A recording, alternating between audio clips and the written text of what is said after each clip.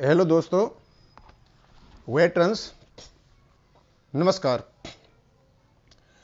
कल मैंने आपको दो क्लैरिफिकेशन जो डीएसडब्ल्यू ने सीजीडीए को दिए थे उनके बारे में बताया था।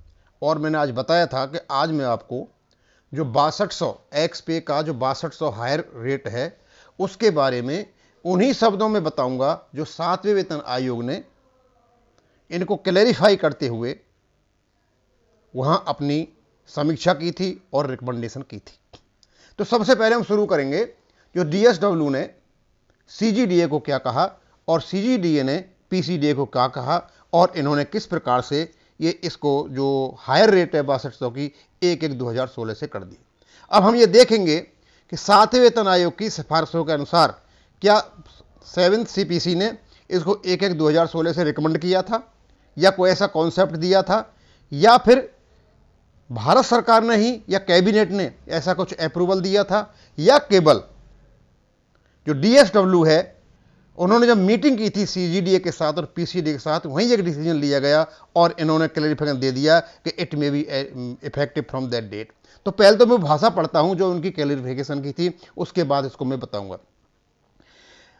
क्लैरिफिकेशन था डीएसडब्ल्यू की ओर से, tables prepared for 6200 may be applicable for post 1/1/2016।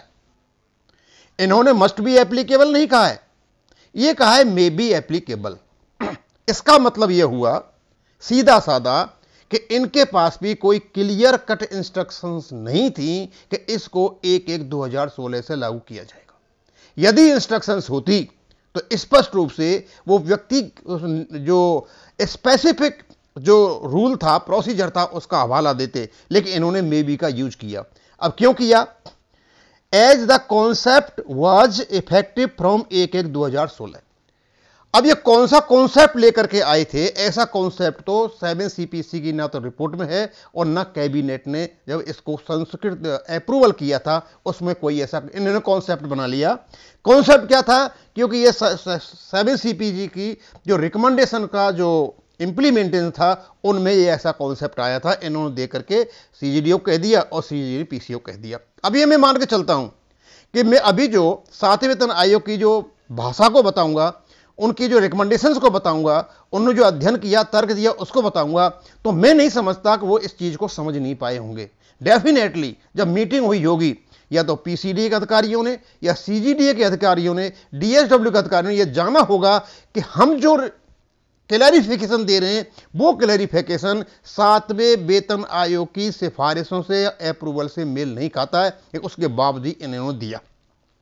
अब हम चलते हैं, ये मेरे पास 7वें वेतन आयोग का मैंने लगा रखा है ग्रुप एक्स पे, मैंने वहीं से इसको स्कैन किया हुआ है और स्कैन करने के बाद इसको मैंने यहां लगा दिया है। और मैं यह भी बताऊंगा कि ये 1400 कहां से आया और ये 6200 कहां से आया। अब सबसे पहले तो मैं ये बता देता हूं, थोड़ा सा मुझे 6वें वेतन आयोग में जाना पड़ेगा। जब 6वें वेतन आयोग में जब बेसिक पे को बराबर किया जा रहा था एक्स और वाई का, तो उस समय इन्होंने देखा कि एक्स की जो बेसिक पे है वो ज्यादा है वाई ग्रुप से। अब इसको कैसे खत्म किया जाए? तो इन्होंने क्या किया, जब 5200 से 2000 का ग्रुप 20,000 का लेकर के आए और 93 से 34,800 का जब लेकर के आए तो उन्होंने एक टेबल बनाई 6 सीपीसी में। उन्हें देखा कि सिपाही जो एक्स है और सिपाही वाई है उनमें कितना अंतर है, नायक जो एक्स है नायक वाई है उसमें कितना अंतर है, हवलदार जो एक्स है और हवलदार जो वाई है उसमें कितना अंतर है, और एक सूबेदार मेजर तक ले गए। जो अंतर आया उसको उन्होंने जोड़ लिया। उसको जोड़ने के बाद 3 रैंक तो ओआर की थी और 3 जेसीओज की से डिवाइड कर लिया, एक पर्टिकुलर एवरेज इनको आ गया। यानी यदि ये केबल और केबल इनको करना चाहते, बेसिक पे को बराबर करके और एक्स पे को फायदा देना चाहते हैं, तो वो जो फर्क आया था, एवरेज का जो फर्क आया था, उसी को देख करके खत्म कर देते। लेकिन 6वें वेतन आयोग ने एक चीज और देखी। उनने क्या देखी वो यहां दे रखा है, वो बताऊंगा। और ये 1400 कहां से आया और ये 6200 कहां से आया बाद में ये बताऊंगा। अब ये सारी चीजें यहां से आ जाएंगी। अब मैं चलता हूं 7वें वेतन आयोग पर और जो बीच में छोड़ा है काम ये भी आगे आ जाएगा। ग्रुप एक्स पे 6.2.86 कहते हैं group X pay for JCOR and equivalent has been sought to be enhanced by 4 times from the existing rate of 1400 per month. यानी 1400 का जो पे है छठवें वेतन आयोग में, इसको 4 गुना बढ़ा दिया जाए और इसके अनुरोध गया था इनके पास, sought to be enhanced, it was requested to enhance it। अब ये रिक्वेस्ट किसने किया था? ये रिक्वेस्ट किसने किया था? In the context of change in nature of warfare, the requirement of a higher technological threshold has been emphasized by the 3 services। 3 services, army ने, एयरफोर्स ने और नेवी ने 7 CPC को लिखा कि जो आप एक्स पे लेकर के आए हो इसको आप लगभग 4 गुना बड़ा कीजिए, क्योंकि वर्तमान में जो बदलती हुई परिस्थितियां, वारफेयर बदल चुका है, उसके लिए हमें स्किल्ड मैन पावर चाहिए। ये इनके पास रिक्वेस्ट गई थी। अब कमीशन ने इसमें माना या नहीं माना, आगे के पॉइंट में आता है। 6.287 the commission has taken due note of the emphasis being placed on skilled man power. Skilled man power के लिए कहा था, उन्होंने माना कि जो एक्स ग्रुप है स्किल्ड मैन पावर में आता है, इनकी जो बेसिक जो एक्स पे है उसको चौगुना कर दिया जाए, इसकी हमें जरूरत है। और कमीशन ने इस चीज को माना, हाँ यस आपको स्किल्ड मैन पावर की जरूरत है। While with higher educational and technological threshold, इनकी हायर एजुकेशन हो और इनके टेक्नोलॉजी के बारे में इनको ज्यादा ज्ञान हो। While determining X pay for X group of JCORs, the 6 CPC considered the relativity of some of the grades of JCORs in Group X with the diploma holders in engineering on the civil side। अब मैंने कहा था जो average निकल करके आया था X और Y का, या तो उससे कर देते, लेकिन 6 CPC में ये छठवें वेतन आयोग की जो प्रोसीजर था, सिस्टम था, उसी को यहां 7वें वेतन आयोग ने अपनाया। तो छठवें वेतन आयोग ने देखा कि भाई एक तो इनके उसमें जो एक्स पे में ये फर्क है, दूसरा उन्होंने देखा कि हमारे जो JCOR हैं, क्यों JCO तो डायरेक्टली एक्स रूप में कोई आता नहीं आर्मी में, पहले सिपाही आता है, नायक आता है और उसके बाद हवलदार जाता है। तो उन्होंने देखा, लिखा इन्हें JCOR है, तो ये 2800 के ग्रुप में है, पे ग्रुप में, ग्रेड पे में है, लेकिन इनके ही इक्विवेलेंट जो ग्रेड हैं सिविल में जो ये काम करते हैं वही काम वो करते हैं, वो 4200 के ग्रुप में है। तो उन्होंने बोला कि इस डिस्पैरिटी को निकालने के लिए 4200 में से 2800 घटा दिया जाए, जो डिफरेंस आ रहा है 1400 आ रहा है, यानी इनको 1400 का जो ग्रुप एक्स पे मिला था इस डिफरेंस को खत्म करने के लिए मिला था। एक प्रकार का इनको बेनिफिट था। रीजन ये था कि इनकी क्वालिफिकेशन और इनका काम करने का तरीका या इनका काम का नेचर उनके बराबर था जो 4200 के ग्रेड में सिविल साइड में थे। ये यहां से आया 1400 का आइडिया। अब फिर क्या हुआ उसके बाद में, in case of civilians post requiring minimum qualification of diploma in engineering are placed in group 42। यानी जो 4200 के ग्रुप में रखे हुए हैं उनको मिनिमम जो क्वालिफिकेशन है वो है डिप्लोमा इन इंजीनियरिंग, और उन्हीं को ये करते हैं काम पूरा का पूरा, यानी डिप्लोमा इन इंजीनियरिंग। इन्होंने 4200 वाले ग्रेड में सिविल में जो है उनको डिप्लोमा चाहिए, 10 पास, 12th पास, 10+2 ऐसे नहीं होता, डिप्लोमा है। और ये 4200 के ग्रेड में, लेकिन जो 2800 के ग्रेड में वो भी यही काम करते हैं जो ये डिप्लोमा वाले करते हैं, डिप्लोमा इन इंजीनियरिंग वाले करते हैं, तो इनको 1400 रुपए इनको दे दिए। अब आगे क्या हुआ, some of the post in X group whose minimum qualification held equivalent to diploma in engineering are placed in group Y.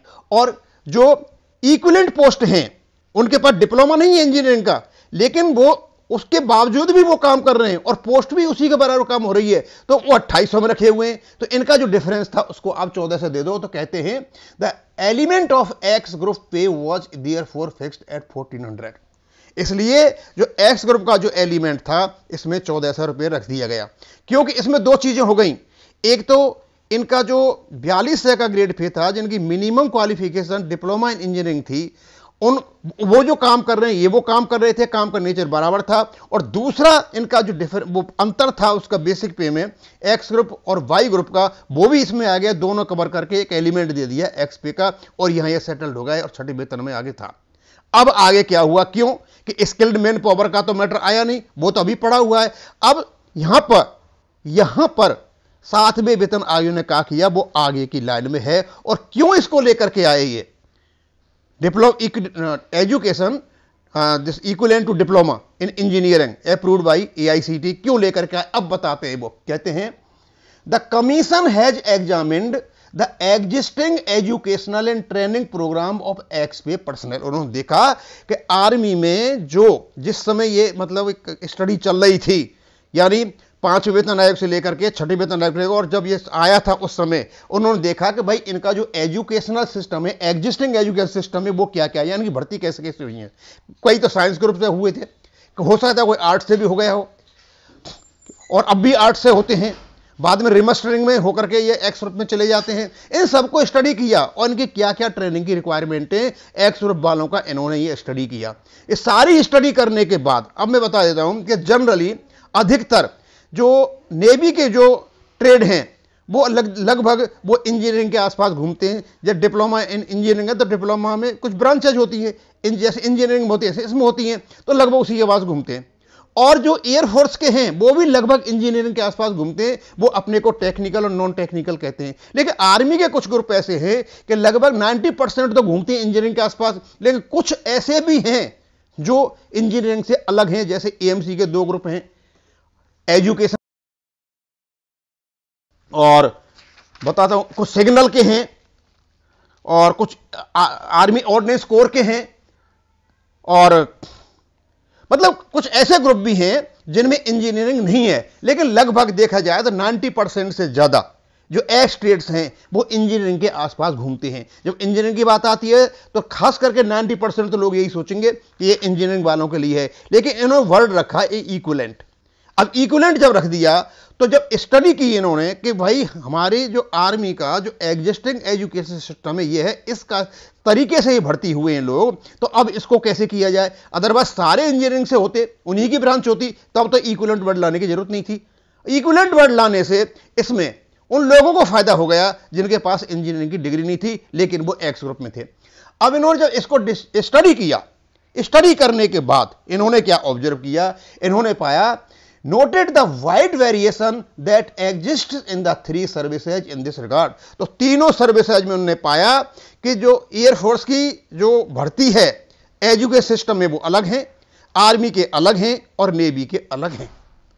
In system जो एजुकेशन सिस्टम में जो काम कर रहे थे और एक्स पे ले रहे थे, इस सिस्टम को स्टैंडर्डाइज करने के लिए एक स्टैंडर्डाइज्ड एजुकेशनल एलिजिबिलिटी को सेटअप किया गया।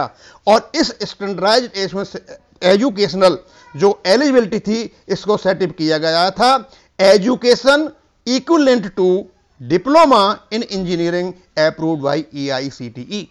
यानी जो आर्मी में जो एक्स ग्रुप हैं उनकी एजुकेशन इक्विवेलेंट होनी चाहिए। अदरवाइज ये 42 के ग्रुप में लेते हो वहां तो सारे के सारे डिप्लोमा ही होते हैं इंजीनियरिंग में, लेकिन उसने इन्होंने वर्ड इक्विवेलेंट लगा दिया और इक्विवेलेंट लगाने की वजह से ये दूसरे तक भी पहुंच गया। अब जब हम आगे चलते हैं तो उन्होंने एक नियम निकाला। क्या नियम निकाला? जब इनको स्टैंडर्डाइज कर दिया, स्टैंडर्डाइज कर दिया मतलब एक पर्टिकुलर एजुकेशन को कर दिया कि भाई उनकी एजुकेशन होनी चाहिए equivalent to diploma in engineering approved by EICTE। ये ICT का डिप्लोमा नहीं है लेकिन उसमें इक्विवेलेंट है। ये कहा उन्होंने, कहा था it has therefore recommended that all X trades should mandatory involve obtaining qualification which is equivalent of a diploma in engineering. सारे के सारे एक्स के जो ट्रेड हैं, आर्मी में हो या एयरफोर्स में या नेवी में हो, उनको आवश्यक रूप से इस क्वालिफिकेशन को डिप्लोमा के बराबर क्वालिफिकेशन होनी चाहिए। इन्होंने फर्स्ट ये स्टैंडर्डाइज्ड सिस्टम बना दिया। इस अभी तक तो ऐसा ने कहीं नहीं कहा कि 1/1/2016 से लागू होगा। अब जब ये सिस्टम स्टैंडर्डाइज कर दिया तो आगे फिर ये लेकर के आए, क्या बोला 6.288 में बोलते हैं the approach adopted by the 6 CPC in determining x page agreed with. अब इन्होंने बहुत बड़ी बात कह दी कि 6वें वेतन आयोग में जो इन्होंने अप्रोच लगाई थी 6वें वेतन, उसी अप्रोच को यहां भी लागू किया जा रहा है। ठीक है, अब लागू इन्होंने कैसे किया, बस इतना सा ही है और ज्यादा नहीं है। जब इन्होंने स्टैंडर्डाइज्ड एलिजिबिलिटी सेटअप कर दी और उस स्टैंडर्डाइज्ड एलिजिबिलिटी को जो फुलफिल करेगा उसको 6200 मिलेंगे और उसको जो नहीं पूरा करेगा उसको 3600 मिलेंगे। बस इतना सा कहा है इन्होंने, ऐसा कहीं भी नहीं कहा है कि 1/1/2016 से लागू होगा। अब आगे कहते हैं at the same time the incentive structure needs to have a bearing with education. और ये इंसेंटिव हम जो देने जा रहे हैं इसका संबंध एजुकेशन से होगा। अब एजुकेशन क्या है इनका? एक्स पे फॉर जेसीओज in group X at rupees 6200 per month for all X trades which involve obtaining a qualification which is equivalent of a diploma recognized by ESC. The amount is difference in the minimum of the pay level of 6 corresponding to the grade pay of 4200 in 6 CPC and pay level 5 corresponding to grade 2800 in pay level 6 CPC. अब उन्होंने कहा 6200 का, यानी पहले तो इनने grade pay का अंतर निकाला, अब ग्रेड पे खत्म हो गई 7वें वेतन आयोग में। अब इनने बोला कि जो 4200 का पे लेवल में जो 4200 का करस्पॉन्डेंस लेवल है, यानी वो है 35,400 और जो आपका 5वें वेतन आयोग में है 2800 वाला, वो है 29,200। इनका जो डिफरेंस होगा, बात वही थी जो पहले का ही थी, 4200 और 2800 की अंतर था, और यहां केवल इनकी जो इनिशियल स्टार्टिंग उनका अंतर था, ये 6200 इनको दिया जाएगा जिनके पास क्वालिफिकेशन होगी equivalent to diploma in engineering approved by AICTE, और जिनके पास ये क्वालिफिकेशन नहीं होगी उनको मिलेंगे 36 से, वो नीचे दे रखा है। अब यहां तक मुझे कहीं भी ऐसा नहीं दिखाई दिया कि पे कमीशन ने, 7वें वेतन कमीशन ने ऐसा कोई कॉन्सेप्ट दिया हो, ऐसी कोई अप्रोच दी हो, ऐसा कोई संकेत दिया हो कि भाई इसको 1/1/2016 से लागू किया जाएगा। ये इनकी बनाई हुई बात है, ये अपने आप इवॉल्व किया हुआ चीज है। हम भारत सरकार से अनुरोध करते हैं कि अनावश्यक रूप से जो ये कंट्रोवर्सी क्रिएट कर दी गई है, इसको खत्म किया जाए और 8 नंबर टेबल से 1/1/2016 को खत्म किया जाए। इससे ज्यादा स्पष्ट जो क्लैरिफिकेशन है कोई दे नहीं सकता, क्योंकि सारा का सारा इसी में रखा हुआ है, पूरा का पूरा जो कुछ भी है। और जो ट्रेड्स हैं वो तो ऑलरेडी आर्मी ने, एयरफोर्स ने, नेवी ने करी दी हैं, उनके बारे में ज़्यादा नहीं बताना चाहूँगा। अगर बताऊँगा तो इसमें बहुत कुछ बातें निकल के आएंगी। तो ये भी निकल के आता है कि जो व्यक्ति आज उसमें नहीं है, उसका डिप्लोमा नहीं है इक्विवेलेंट, और कल को वो कर लेता है, ठीक है, एक्स पे वो उसमें जाएगा कि नहीं जाएगा, मतलब ये आर्मी के ऊपर है, लेकिन मैं उसके बारे में नहीं जाना चाहूँगा भीतर। और इसमें कहीं भी किसी भी जगह ऐसा कुछ, और यदि देखा जाए कॉन्सेप्ट तो दोनों ही कॉन्सेप्ट, क्योंकि इससे पहले जो कॉन्सेप्ट था वो दोनों के लिए था, चाहे जिसके पास डिप्लोमा हो या ना हो, उसकी इक्विवेलेंट एजुकेशन। लेकिन बाद में यदि ये आया है तो दोनों के लिए आया है। डिप्लोमा होल्डर्स इक्विवेलेंट हैं, उनको 6200 होगा, जिनके पास डिप्लोमा नहीं है उसके लिए 3600 होगा। ऐसा कहां कहा गया है, ऐसा कहां कॉन्सेप्ट आया है कि ए पोस्ट 1/1/2016 के लिए 6200 होगा? फिर तो 3600 भी उनके लिए होगा। फिर तो ये जो आपका जो एक्स एलिमेंट आया था 6वें वेतन आयोग और MSP आई थी, वो भी मतलब बाद में उनको भी पीछे वालों को नहीं देनी चाहिए थी। मतलब ये फालतू का ये प्रॉब्लम क्रिएट कर दिया गया है। हम भारत सरकार से अनुरोध करते हैं इस पर सहानुभूतिपूर्वक अमल किया जाए। ये बहुत बड़ा मैटर नहीं है, ये अनावश्यक लोगों को कोर्ट में ढकेला जाए और इसको खत्म की जाए। आज काफी बड़ा लंबा वीडियो हो गया, अब इससे बढ़िया एक्सप्लेनेशन एनालिसिस हो नहीं सकता। कहीं भी 7 CPC ने ये नहीं कहा है कि ये 1/1/2016 से है, कहीं भी कैबिनेट ने यह नहीं कहा है कि ये 1/1/2016 से है, और कैबिनेट ने और 7 CPC ने नहीं कहा है, खासकर कैबिनेट ने यदि नहीं कहा है तो इसमें किसी प्रकार का परिवर्तन किसी को भी अधिकार नहीं है। और परिवर्तन किया है तो इनको वापस ले जाकर के कैबिनेट से अप्रूवल लेनी चाहिए थी और उसके बाद इसको लेकर के आते। लेकिन आज जब ORP का फायदा मिलने जा रहा है तो नुकसान देने के लिए इस चीज को सामने लेकर के आए हैं। मैं इसको यहीं खत्म करूंगा। थैंक यू, धन्यवाद।